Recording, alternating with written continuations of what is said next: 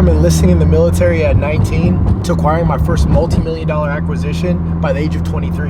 And now my holding company is on track to do $50 million in enterprise value by the end of this year. If you were to take away every single dollar that I had, you took away everything from me except for my work ethic, this is how I'd make it all back within 12 months. First off, the thing is, 12 months is actually too long of a time frame. People and humans, you don't just work well with a 12-month setup. Like in your mind, 12 months is too far away for you to really feel motivated by the opportunity. You know, after just a few months, the goal is so far out that you actually don't see it as attainable. So the best thing for you to do is something that I learned in the military is break it into like a 90-day stretch. For me, my best opportunities in life came when I locked in a 90-day sprint. So I'd say I'm gonna go all in on this opportunity for 90 days and I'm gonna get rid of all distractions. I'm gonna, cut expenses, live frugally, do whatever it takes. So then that way I can really make sure that this next 90 days counts. It's enough time to where you can actually see a change in your life, but it's not so far away like 12 months to where you actually think it's so far away you're never gonna stay committed. It's like telling yourself, hey, I'm gonna go to the gym for 1 year. 1 year I'm gonna have a transformation for now. How many times have people said they're gonna go to the gym and get that transformation? It never happens. So the best thing for you to do is just break it into that 90-day sprint. Say for the next 90 days, I'm gonna go all in. Maybe you have to do 90 days, 4 times to get the full 12 months, but either way, break it up into something that's obtainable, because it's all about taking action at the end of the day. So you have to know yourself. That's going to be what allows you to get ahead. And then most people, the reason why they never make any progress in life is because they don't know themselves. And so start with knowing yourself first, and then from there you can get on to the next thing. The first thing that I'd do to get started is I'd start reading the fundamentals, right? So these are going to be books like Wealth of Nations, The Intelligent Investor by Benjamin Graham, Rich Dad Poor Dad. These are the books that you have to read to get the basic understanding of how money is actually being made. So if you start off reading all these new books about how to get rich quick, that's your baseline, that's how you learn how to make money, you end up not actually understanding the true concept of how money works. So the best thing that you can do is start from the fundamentals. Find out how the economy works, find out how money really flows through the system, how the government and the economics of finance are really controlling people's lives. And once you understand that, that's what's going to allow you to move to the next level. So before you can even think about getting into any sort of business opportunity, you need to understand the fundamentals of business. So start there with the knowledge.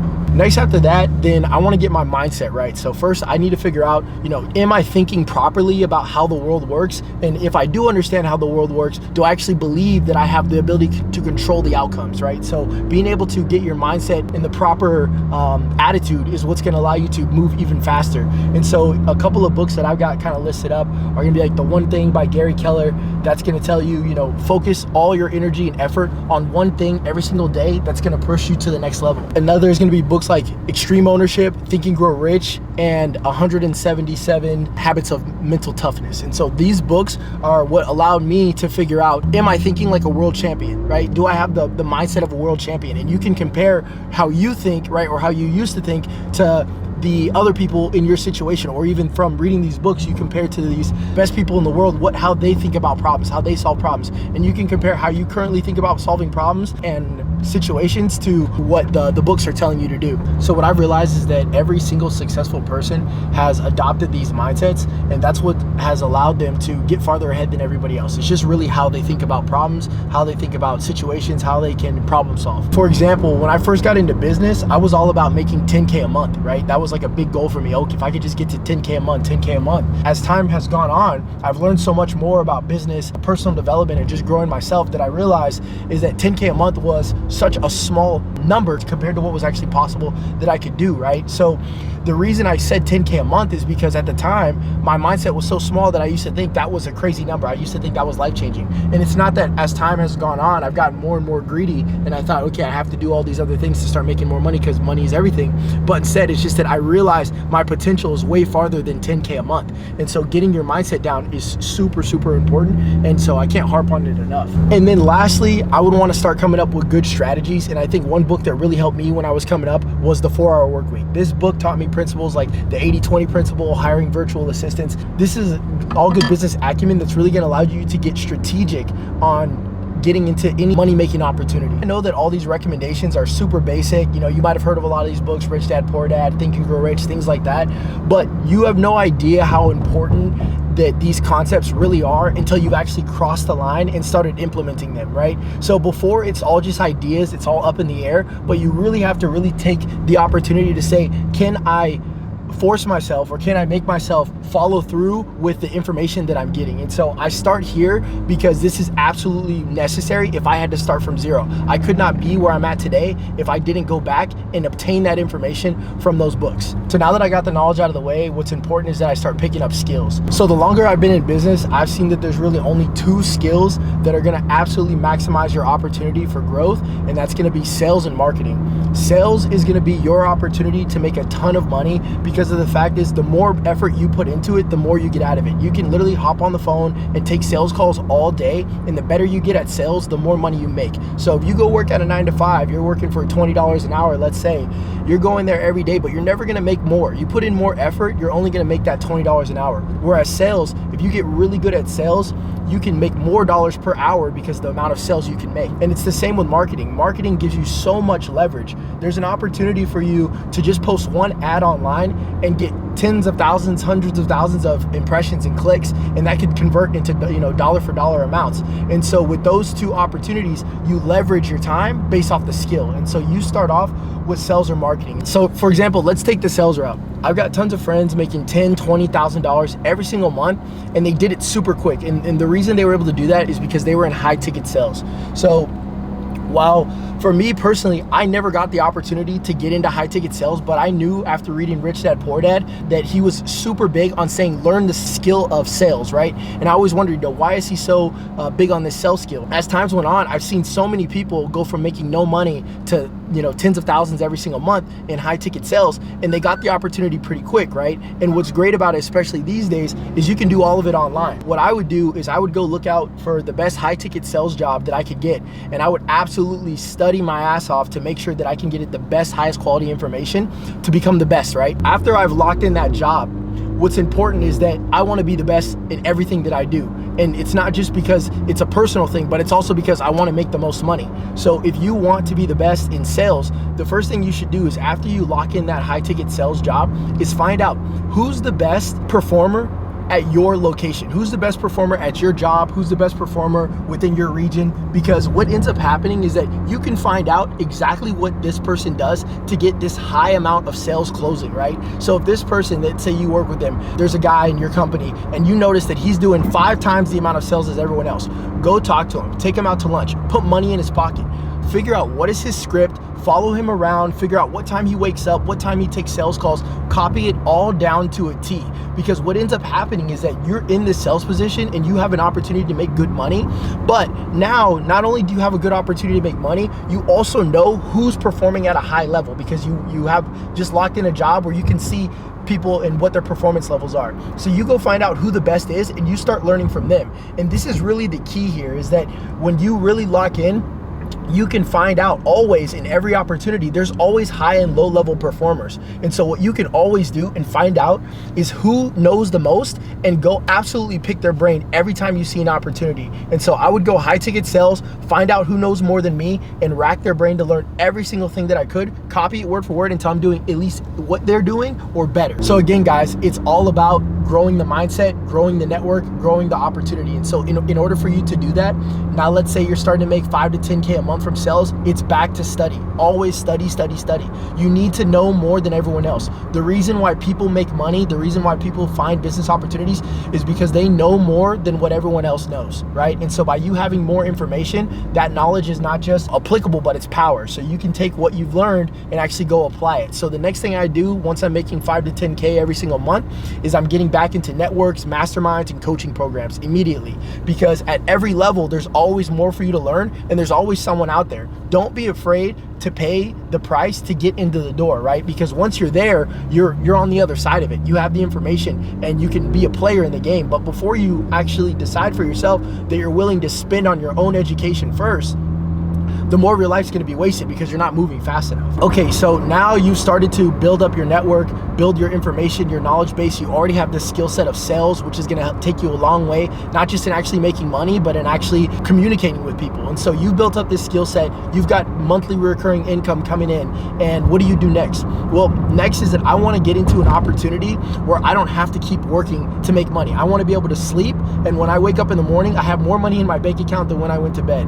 And so what does that look like? Well, for me, I found the God tier opportunity. It was buying businesses. Business acquisition is the most elite opportunity today, the best opportunity for you to build wealth in America today.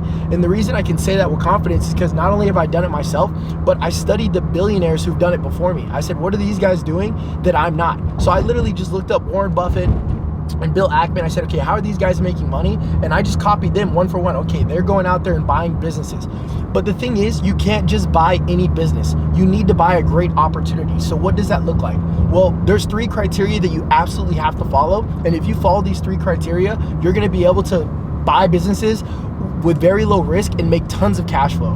And so the first thing is you wanna buy a business that's been around for a long time. You don't want to buy a business that's just been here for a year and they're saying that it makes money and now you think, hey, well, maybe there's a good chance in the future it's going to keep making money. No. I want a business with a track record.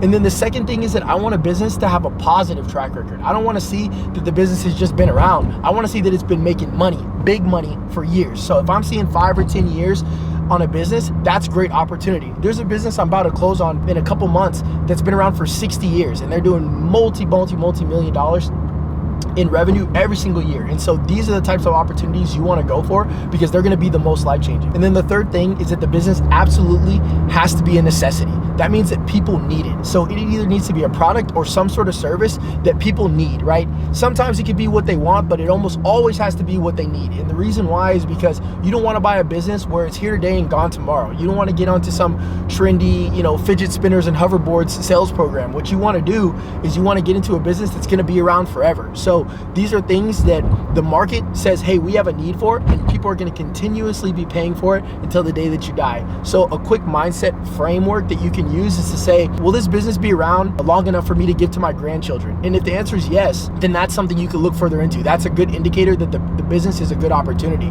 And so if you don't, then you're gonna probably end up buying something that's not gonna be around and you're gonna lose your shirt. So think about it, who's painting the lines on the road? Who's trimming these trees? These are products and services that the world needs, and you don't even think about these companies, but they print millions of dollars every single year. And the reason why is because everyone knows that they're needed, but no one thinks to get into those opportunities. And so the person who did, usually they have a moat around their business, which is that people are not just gonna wake up one day and say, hey, I wanna start painting lines in the street, right? They don't wanna be a freeway line painter, right? But that business is making $20 million every single year because they have government contracts and they've been doing it for the last 40 years. And so those are where the real opportunities are at. So you'll realize after watching tons of these YouTube videos and listen to all these podcasts that the real opportunity was right in front of you this whole time. You just gotta look around the world and say, where's there opportunity for me to take advantage of, and then go after it. So for me to get my knowledge up in the private equity and business acquisition space, I just went all in on studying. I committed every single day at least 3 hours of study. I was listening to podcasts and reading every book on the topic that I could find. And the next best thing that you can do is find yourself a coach.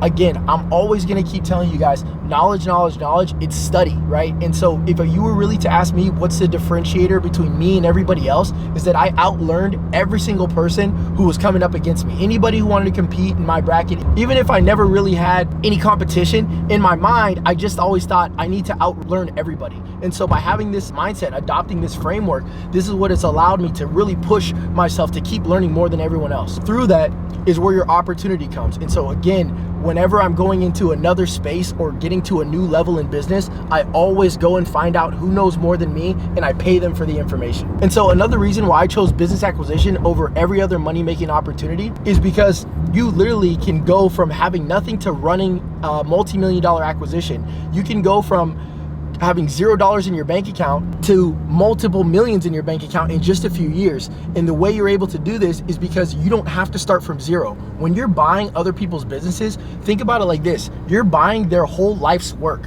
Someone had just spent the last 20, 30, 40 years working on a company, and now they're ready to sell and retire. And you walk in one day, they hand you the keys and they say, well, here you go. This is my life's work. You're now the owner. You're now the CEO, day one. And so what type of opportunity does that look like? Tell me, have you ever seen anything else in the world that even comes close to an opportunity this life-changing? Not only are you able to walk in as CEO on day one, but these businesses have been cash flowing from day one. So you're gonna start making money the day that you buy. So you'll walk in as the new owner, and at the end of the first day, you're already seeing cash flow come into the bank account. And so that's what's great about these business models. Right now, all the baby boomers are retiring. So they're calling it the silver tsunami. So this opportunity is only gonna be around for a while. And that's why it's so crazy, because there's all these baby boomers that are looking to retire and they have no succession plan. They don't even know that their business could be sold, or their kids don't want to take it over, and there's just no opportunity for anyone else to take the business. And so that gives opportunity to people like us to go in there, make an offer on this business, and you're doing them a solid, you're doing them a service, because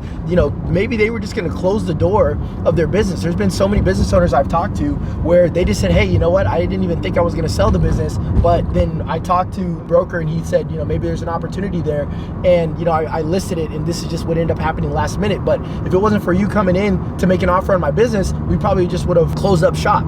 And so you'll see this happen so often, because not everybody who owns a business knows about the private equity and business acquisition space. I'd say that there's probably a 5 to 10 year window where all the baby boomers will be retired and these businesses will have transitioned and changed hands from one to another.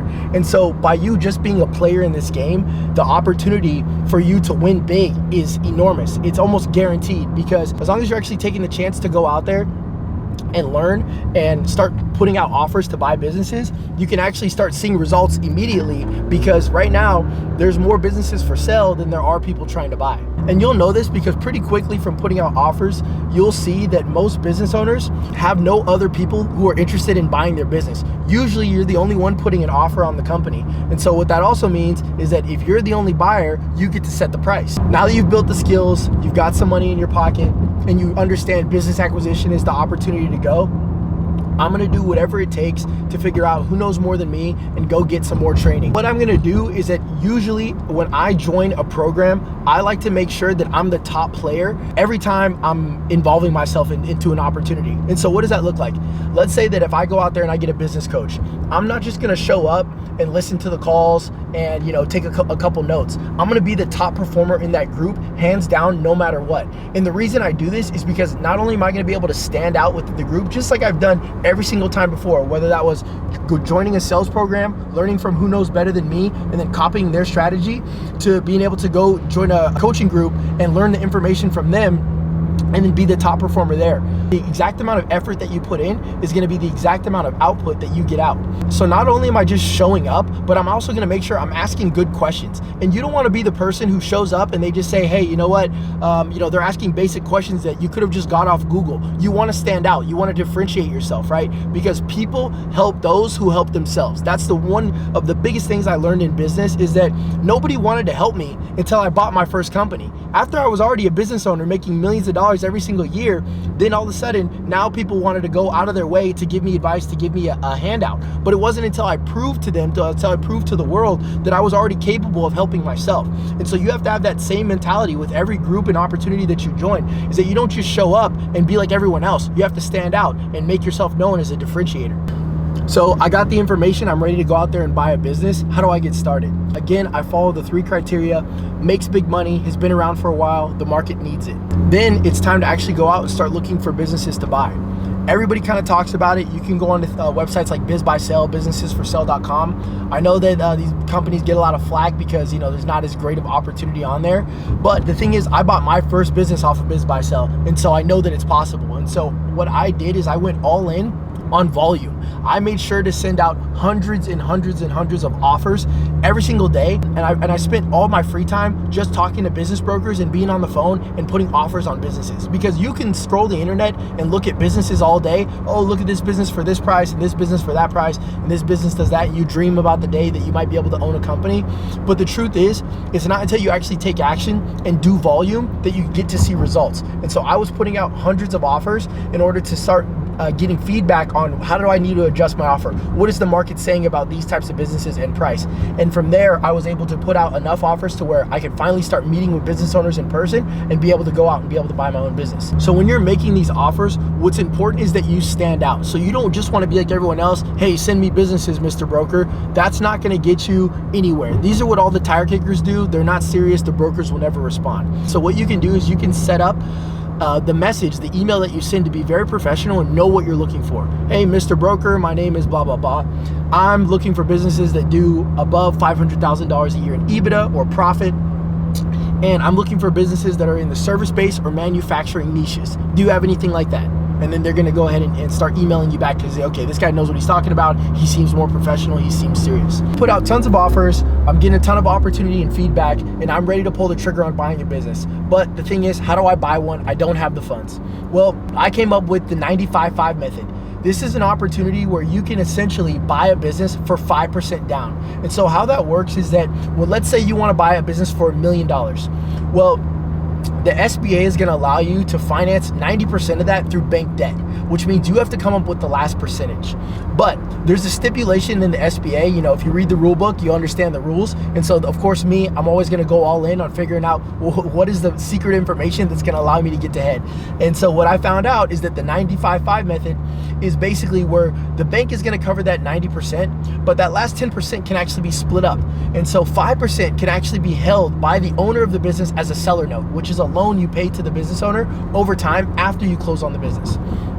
And the last 5% is what can come from you out of pocket, which essentially means you can buy $1 million business for $50,000. And usually businesses around the $1 million price range are doing at least $300,000 a year or more in profit. And so what that looks like is that you might have just spent $50,000 to buy a business doing $300,000 every single year. For me, on my first deal, I put $50,000 in. I was able to buy a $1.5 million business, and it made me $600,000 every single year to this day. Now, of course, there is debt that you need to pay attention to, and so you do have to pay back that debt. From that $600,000, about $200,000, $240,000 goes back towards debt every single year. From taking $50,000 of my own dollars and putting it into a $1.5 million opportunity, I'm able to walk with, on year one, over $350,000 into my own pocket. And so, like I said, the 95-5 method is something that I came up with. I'm the type of person to read the rule book and find out what are the best opportunities for myself that were gonna allow me to get ahead. As far as I've seen, there's nobody else out there who's even been able to use this practice as far as only being able to put 5% down and acquiring a multi-million-dollar company.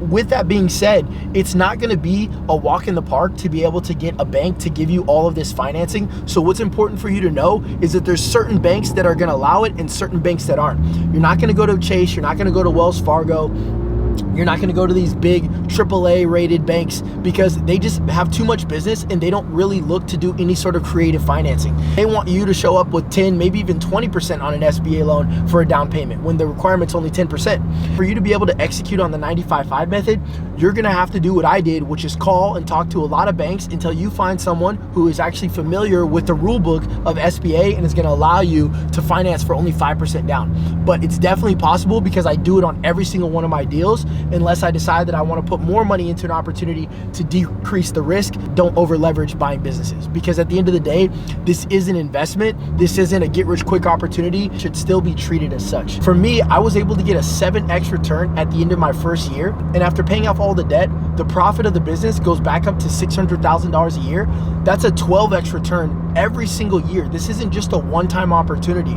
And so that's why in the beginning, you want the skill set of sales and marketing, but you don't want to stay in that space because you keep having to trade your time for money. Where as far as business acquisition goes, you buy one good business and for the rest of your life, you're set. If you bought a business that's been around for 20, 30 plus years, do you not think that this business is gonna do another 20 or 30? Because there's a rule called the Lindy effect that states that the longer a business has been around, the longer it's gonna be around. And so you can find opportunity in business by buying businesses that have a long track record and have been around for a long time. Whereas every other opportunity, you keep having to trade your time for money. You can buy one business and cash flow for life. And if at any point you decide that you don't wanna be in this business model anymore, if you've grown the business, you can sell it for even more than what you bought it for. And I don't know if you realize, but that's what all these private equity companies are doing. They're buying businesses, rolling them up together, and then selling them for major profit at the end of 5 or 10 years. And what was the most mind-blowing fact for me is that the arbitrage opportunity on buying multiple businesses and the exponential return you can gain is absolutely astronomical. So let me break that down. Let's say if I was to buy one auto repair shop and grow it by 20%. If I bought one auto repair shop and grew it by 20%, I might have been able to buy this company for maybe 2 or 3 times profit and sell it for, again, 2 or 3 times profit even after 20% growth. Whereas if I went out and bought 5 auto repair shops, each making the same amount, and combine them, now what ends up happening is that I don't just get 2 to 3 times profit when I want to sell. Now I could get anywhere from 5 to 8 times profit. So all I did was, instead of growing each individual company, I just combined multiple companies into one large group. And so essentially all the private equity companies do is take companies that weren't combined before, merge them together, and then say that they're one larger company. So on the P&L, on the profit and loss statement, you see more profit in the business. And the higher the profit is in a business, the more that it's worth to the market. And so originally, when you had those lower profits from each individual business selling at 2 to 3 times, now you have one large company which is gonna sell from 5 to 8 times. And so if you have a business making $1 million a year, where it would have just been worth 2 to 3 million, now you have a business that's worth 5 to 8 million. And you can do this within just a couple of years, which is what makes the private equity and business acquisition space so lucrative. So now that you found a business and you've got it funded using the 95-5 method, well, what do you do next? Well, again, as you guys can probably tell from this video, is you go back to school, right? It's back to coaching, back to getting information. So whatever business model that I just picked up, let's say that I'm in auto repair, I'm gonna go into the auto repair shop industry and find the best auto repair shop coach in that space. And the reason why is because I wanna understand who knows more than me about this specific business model. Some auto repair coaches have been doing it for 20, 30 plus years. I want to get all that knowledge, right, and apply it to my business. So now I can have one of the best performing shops in all of the area. And that's exactly the model that I did when I first bought my shop, is that after I bought it, I went out and found out who has been coaching for the longest, who has the best, highest quality information. I paid them for the information, and I was able to grow my shop to be one of the top performers in all of Southern California. And the reason I'm doing all this is because of speed. And I don't know about you, but I don't want to be successful at 45. I didn't want to be driving a McLaren when I'm 90. I wanted to do it all in my early 20s. And the way that I was able to figure that out is that it's always about how fast can you move through opportunity. And you can only move quickly if you know enough. And the only way to learn as fast as possible is to find out who has the information that you don't have and get it from them, by any means necessary. And so you've seen throughout this video, I keep harping on the fact is that no matter what, at every stage of this process, I go back to finding out what don't I know, what can I know?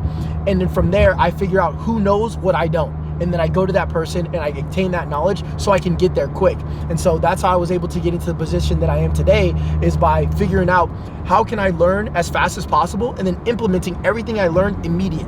If some mentor or coach teaches me something, I'll literally go out the next day and implement, because speed is everything if you're actually serious about committing to your goals. If you're just getting the information and not doing anything with it, you're not actually learning anything. The ability to learn comes through experience. And so you need to take what you learn and actually put it into practice to know how it actually works in reality and apply it to your situation. So a lot of people are always worried about risk when buying a business. And so before you ever take action on a business, like I said, you have to go back and do your research. But what you also need to do is you need to make sure that the team behind you is going to be able to fulfill on due diligence. And due diligence is the portion of the business where you verify what the business seller says that the business is actually true. So if they say that this business makes millions of dollars every year, that's when you're gonna have your financial due diligence and you're gonna have your team go in and verify that this business actually makes money. And then on top of that, what you're gonna do next is gonna have your lawyer go in and make sure that this business can legally be sold to you and that there's no shady practices going on. And then lastly, this is gonna be all your own research. You need to do market research on the business and the industry. How do you know that you're not buying into a dying industry? You need to do research to figure out what are the pain points of this business model. It doesn't make sense for me to buy. But once you understand these three components of due diligence, the risk depletes tremendously when it comes down to actually acquiring a business. And you need to remember this, no bank is gonna finance a completely risky deal. The bank has to do their own due diligence as well. They're gonna check the finances, they're gonna check the legal, they're gonna make sure that the business makes sense for them to loan on it. So not only are you doing your own due diligence, but the bank who's done tons of transactions, they're not just gonna give you this money for free, they're gonna do their own as well. So if you can actually make it through all these steps and the business is still giving you the green light, you didn't find anything wrong with the financials, the market makes sense, the business model's been around, it met the criteria that I told you guys about, and then the bank gives you the approval to do the 95-5 method, the risk is very, very, very low that there's something that you haven't figured out by this point that would take the business from, you know, making millions to making no money. At the end of the day, it's really more than just about making money. It's about changing your life in a major way. You need to have a why for why you're doing all of this, because I've seen so many people make hundreds of millions of dollars and then, you know, they'll post a YouTube video about how I made all this money and now I'm depressed. And it's absolutely a cooked line of thinking. I hate when people tell me that. And so you don't want to be like those people who make a ton of money and then get completely lost afterwards. I'm not gonna let that be you. That mindset's completely dead. And so if you're one of those unlucky people who makes hundreds of millions and then becoming depressed, you're not trying hard enough. Because for me, there's about 1 million things I'm chasing and I couldn't get it done in 100 lifetimes, let alone just having one. So no matter what, you need to make sure you spend time developing you. Athletes spend $1 million a year on their body. I want to spend $1 million a year on my mind. At the end of the day, what I'm really trying to say here is that you need to decide who do you want to be. So don't go out wasting more of your time watching YouTube videos. Get the information, go implement, make it happen.